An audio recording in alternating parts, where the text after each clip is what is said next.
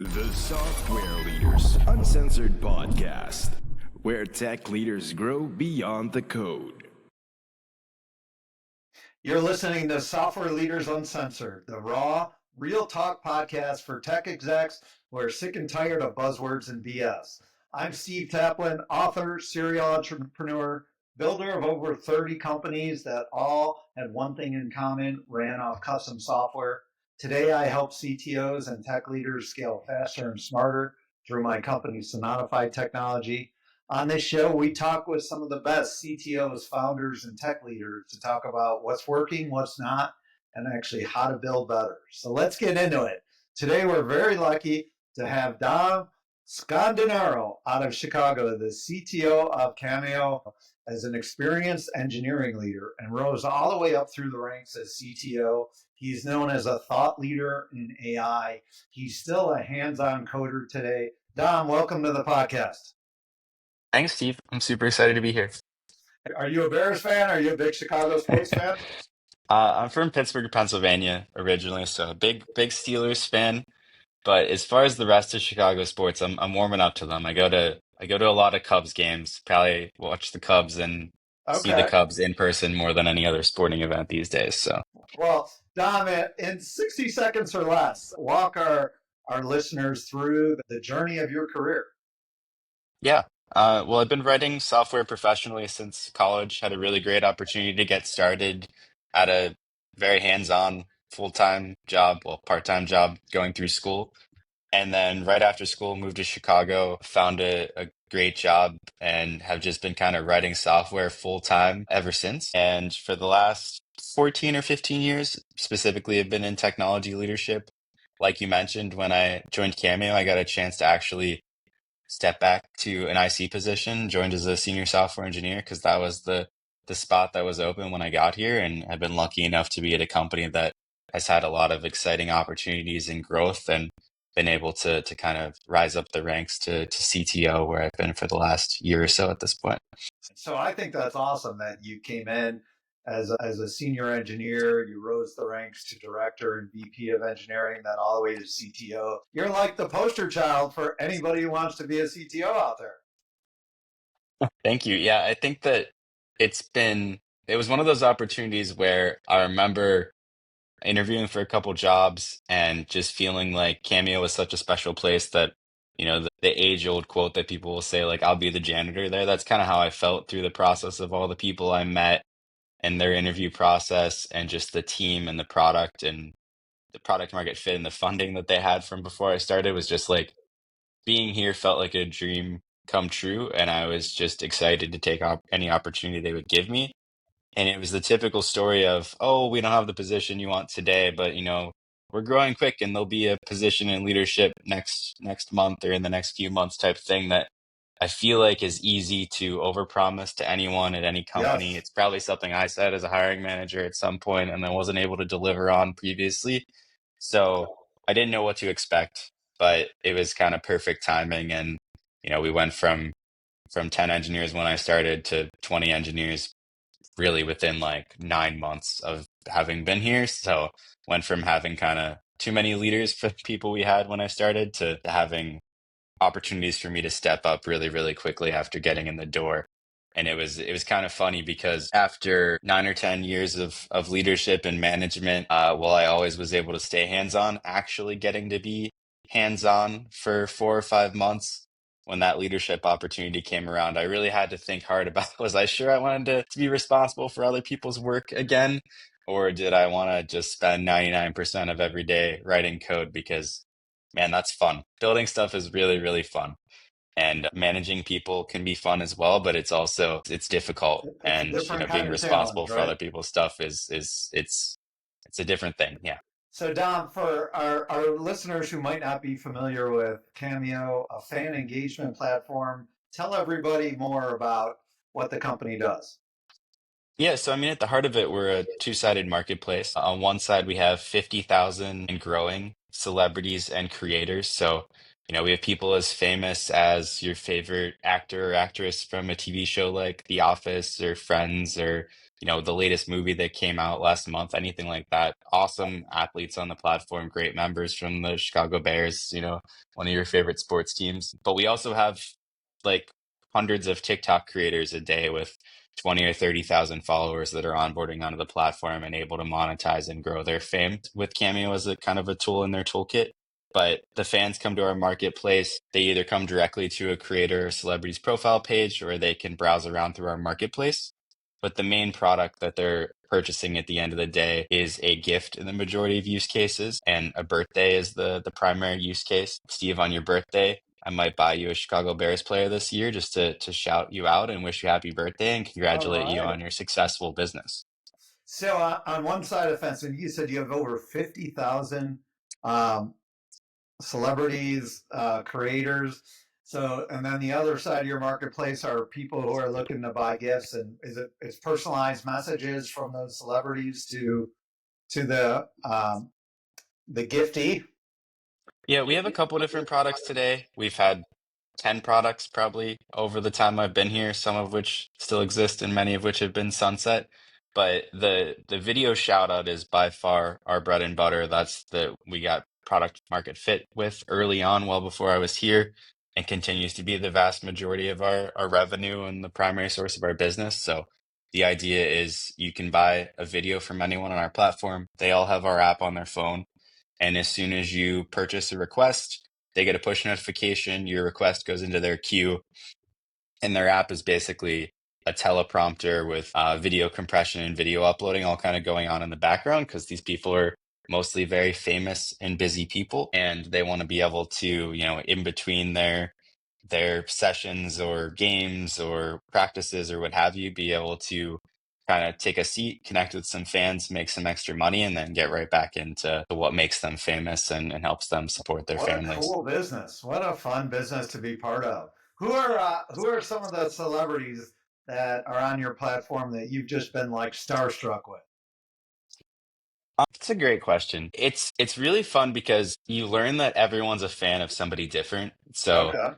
the people that when I first joined, I was really drawn to Cameo because Antonio Brown, one of the best receivers of all time for the Pittsburgh Steelers, was Yes. on Cameo. And, he was still on the Steelers at that time, and that was before a lot of the drama on his career. I really looked up to him. So he was what drew me to know that Cameo existed, to be interested in the platform as both a customer and ultimately as an employee. So he's one of my favorite from the early days. Similarly, Jerome Bettis, all-time Pittsburgh Steelers legend, is another Cameo great. Terry Bradshaw. A lot of the great Steelers are my easy answers. Kenny G is probably the most famous Cameo personality that I think of, like, having seen in person recently and actually being starstruck by. He was actually at our all company kind of offsite in Chicago last year as a guest, and we had a big Q&A session with him. So it's really cool to kind of hear directly from the celebrities in our marketplace, and why they love Cameo and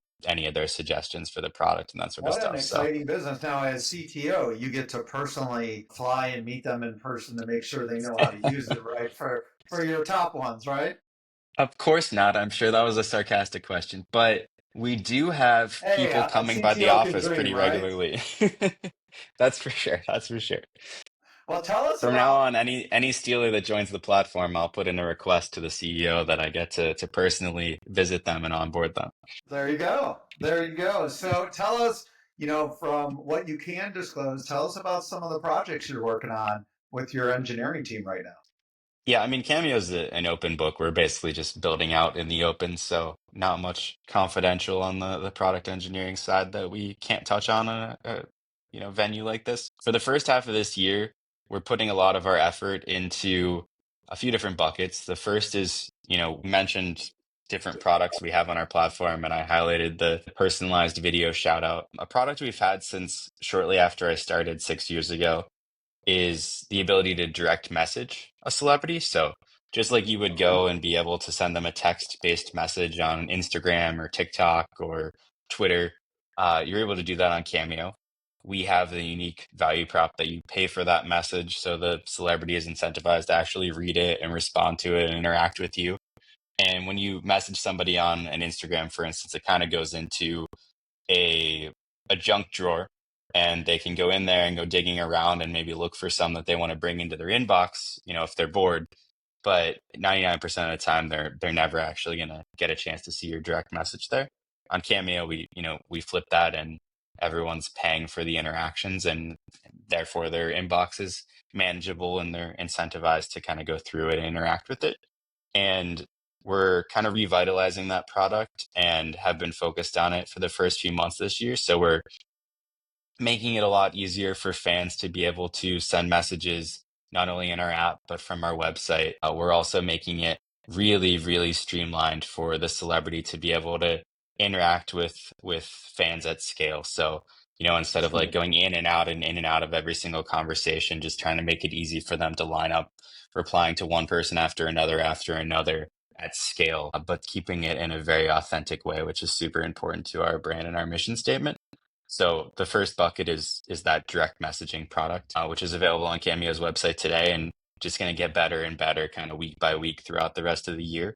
So that's a fun thing to be involved with and keep an eye on as a fan. The B2B product we call Cameo for Business is the major growth lever for us this year. So we've had that product for a while. In the early Tell us days, we about that. saw people just kind of like hacking the platform.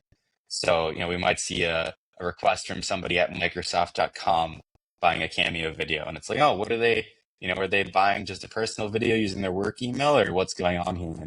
And some of the requests were for internal use cases like a sales team kickoff, or maybe an HR person buying a video to congratulate somebody for a promotion.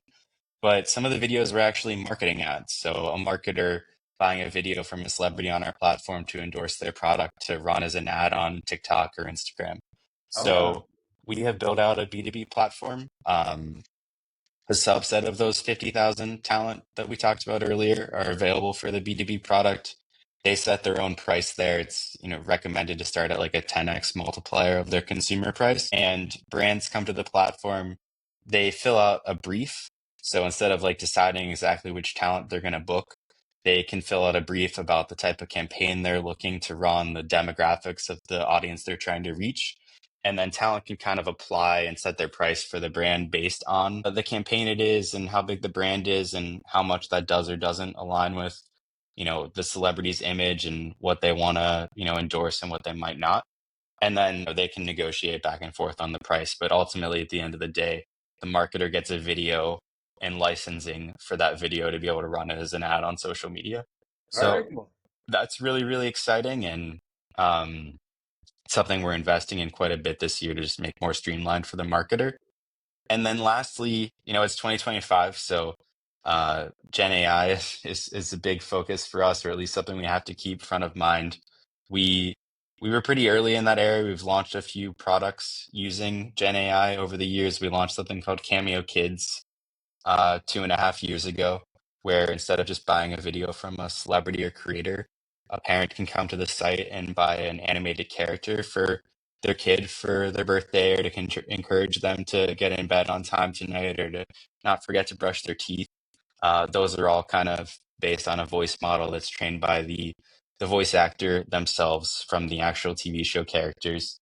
Okay. So that was an early play. We've done some other AI summarization stuff in between, but actually what I'm most passionate about right now in that space for us this year is just making everyone a lot more efficient at their job and helping them not have to focus on some of the monotonous, repeated, boring stuff day to day, and have an AI agent kind of help them out here and there with their processes so that they can focus on the more thoughtful work that they really enjoy doing, and can kind of just increase both employee productivity, but more importantly, like the NPS of employees day to day as they work in Cameo, whether they're technical or non-technical. Both are kind of a focus for us this year.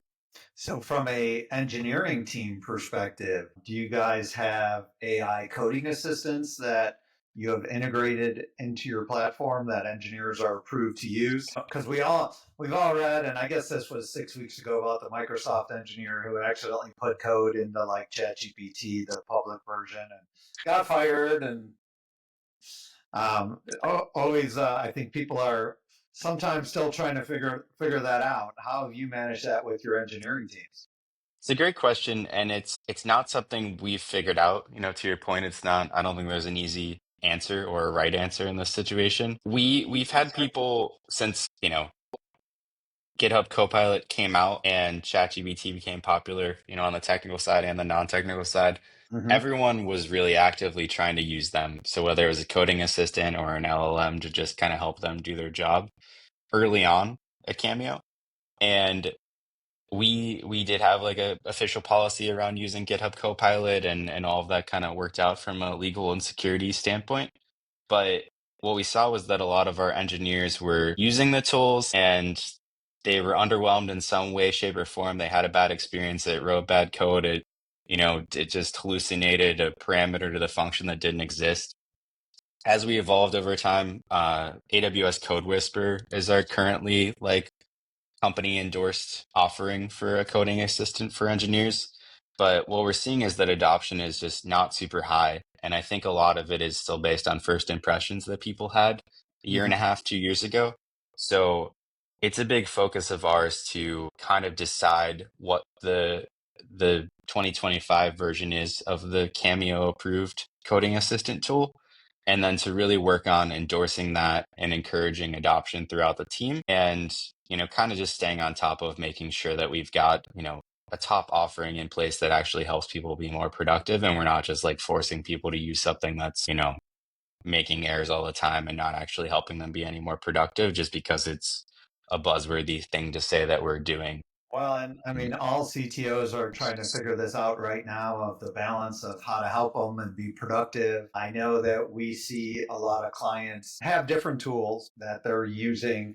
And our CTO at our company will often do workshops with our internal teams, with our client teams, showing them how he uses it to be more productive. And a lot of it comes down to testing and documentation and kind of some easier flow stuff. And I know we've had a lot of good luck when engineers can actually see it in action from somebody they respect who's a hands-on coder. But it's still an evolution, to say the least. Yeah, and it's something that it's evolving so fast. Like myself and our technical co-founder Devin, we both kind of like push each other and encourage each other in this area. We're always trying new tools and keeping up to date with things that people are using in the industry that might be applicable to us. And in a greenfield development way, so that we're not, to your point, like letting our entire code base be swept up into something that may or may not be used to train a publicly available model. We've been really, really on top of the tools so far this year. I'm a huge advocate of Cursor. I've been using it for a lot of really small, like greenfield test projects, just to see how much it evolves and how much it advances. And with Claude Sonnet 3.7, like 5 or 6 weeks ago, it's just taken an order of magnitude leap in viability from my perspective, especially with like a small greenfield type code base example. But then 3 weeks ago, windsurf became like the new hottest thing, and I was super into Yes. that. And I'm like, this is so much better. But then I started to run into problems, and a newer version of Cursor was out, and I'm back to looking at Cursor again. And now I think GitHub Copilot has like a embedded chat-based interaction that they either is already released or maybe they just announced last week that's being released soon. Claude has their own tool as well. It's just like It's changing so quick. It's pretty it's crazy. changing so quick that it's like, which one are we supposed to choose to then vet from a security and legal standpoint and, sign a subscription with and move forward with just for it to probably be blown away by somebody else 3 weeks later and us to have to go through the whole process Exactly. I again. know our teams, we are big on windsurf, and our CTO has kind of figured out the way to maximize windsurf in a way. And once again, all the tools keep coming out with new releases and different things, but it's definitely hard to stay on top of those. Not only hard to stay on top of, but like you can't just sit here waiting for one of them to win because it's going to be too late. Exactly. But at the Exactly. same time, it's like it's going to change every single week. I feel like at this point for the foreseeable future. So it's going to be a lot to keep up with, but I think it's going to be worth it. So Dom, let's kind of dive in more and give listeners some information on your engineering team. Approximately how many engineers do you have today? About 20. And where are they located? They're located maybe 40% in Chicago in office in the same place that I'm recording from right now. and 60% fully remote, most of which are distributed across the United States, but we have a few engineering contractors overseas as well. Gotcha. And what have you seen as and so that's interesting that you guys do have quite a bit of the team. And when you say in office in your Chicago office, is that 5 days a week? How are you guys doing that? It's 4 days a week. We actually had a return to office mandate announced maybe 3 months ago and went into place a month and a half to 2 months ago at this point. So 4 days a week, Monday through Thursday. But it's very tech company flexible, right? Like nobody's recording what time anyone's coming in or leaving or, Not like anything like that. Amazon recording badges when people are coming in and out.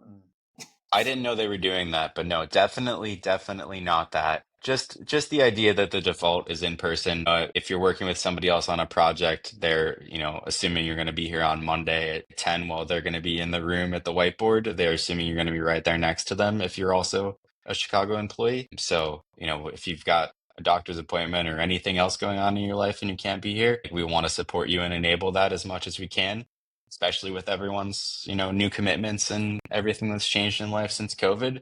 But we really find that people being together and collaborating has been really, really successful and core to Cameo's culture. And we want to facilitate that to make everyone's working experience as awesome as it possibly can be, but also for the company's benefit and try and make everyone productive and help the company succeed at the same time. Sounds like you guys have a great balance of those factors, which is definitely key to retaining talent. As a CTO, what's your ideal tech stack that you like to work with? For me, it's at Cameo, we're React on the front end, React Native in our app, and Node on the back end. And I love that technology stack. It's something that I've been able to use different pieces of at all the companies I've been at for the last three jobs now. I think the thing for me at the end of the day is maybe it's just like a traditional piece of my background, but I love a relational SQL based database. I think that if I had my perfect tech stack, it would probably be maybe Postgres today in 2025 as the SQL database backend, but with the same React front end and Node backend kind of wrapping that database. Gotcha. Gotcha. And you mentioned earlier, so you guys are in AWS. Have you like the flexibility they offer? Yeah, I'm a bit of an AWS fanboy. I've been kind of obsessed with it since the cloud started to become a thing with EC2 and S3 in the early days being the only services that they had available. I have the GenAI certification today, but I've had 5 or 6 different certifications at various levels in different areas of AWS over the years. It just, technology when implemented correctly feels like magic to me. And AWS has always felt that way, from the early days, the fact that you could spin up a virtual server in seconds and scale it up for pennies felt like magic to me, truly. And, over the years, all these additional services that they've added have kind of had that same effect. And, when I look at AI today, whether it's on AWS through Bedrock or otherwise, it kind of has that same like magic effect for me that gets me just kind of really excited and obsessed with technology. So And yeah, AWS I is my love your love. passion for it. And that's what it takes to be successful in this field. You got to enjoy it. You got to have the passion for it. And I like your wording of the magic of when technology comes together. That's fantastic. Now, so Dom, I have the privilege of talking with multiple CTOs a day, whether it's through this podcast, whether it's through my company Sonatify, and no matter how big or small the company is, I keep seeing a trend that I'm finding is the best CTOs still have some hands-on keyboards today. Whether it's side projects that they do to make sure they're keeping up with technology or it's for their main company themselves. I know you said you still do some hands-on coding. What's your view on this? Can you be an effective CTO leading an engineering team without being up to date on current coding practices and trends and hitting the fingers to the keyboard?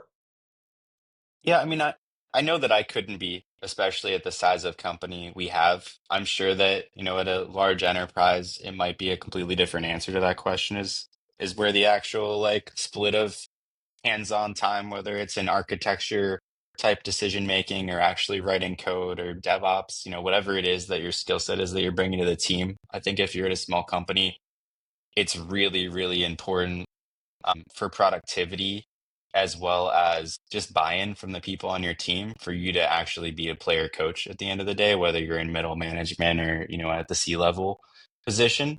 If you're at a small company, right, like there's just so much stuff that needs to get done. There's so many hats that need to get worn that it's always going to be a benefit from my perspective for you to be able to be hands-on and do some of the actual work yourself, especially when maybe it doesn't meet the bar to be prioritized for a formal product engineering team to get done.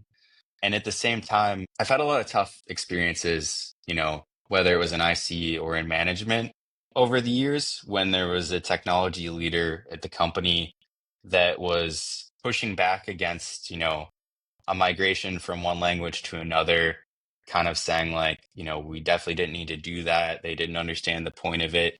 And just not being able to feel like you could even speak the same language to them because while they were a hands-on technologist at some point of their career, it had been 10 years plus since they actually solved these problems or wrote code.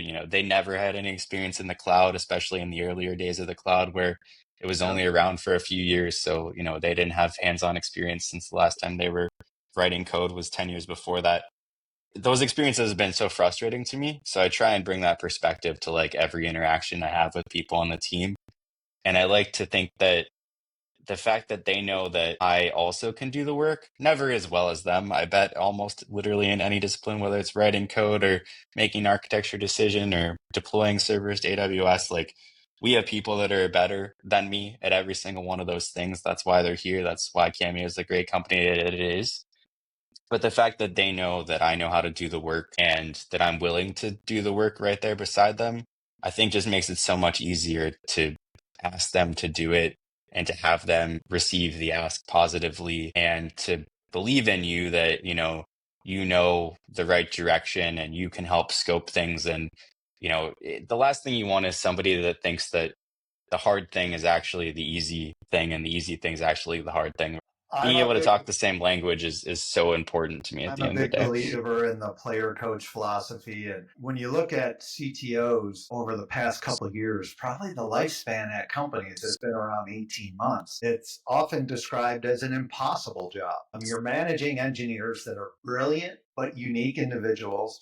You're trying to manage the business to realistic expectations of what can be done. And it definitely takes a unique executive that can deal with all of those parties and be successful at it. You're 100% spot on. It's super well said.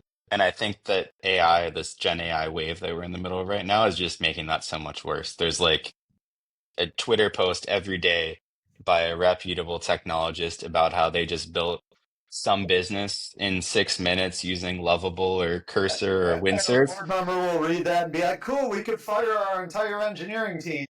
Yes. And it's like, yeah, like some of this is true, but like there's just so much hype around it. So like, that's the current reality of this situation is, staying up to date on those technologies and like we talked about earlier, Cursor, Windsurf, etc., and be able to understand like which pieces of those posts are real and need to be endorsed and shared with the team and adopted for us to have kind of like maximum productivity and value to the business, and which ones are hype and just things that are a distraction for us to be all that worried about right now.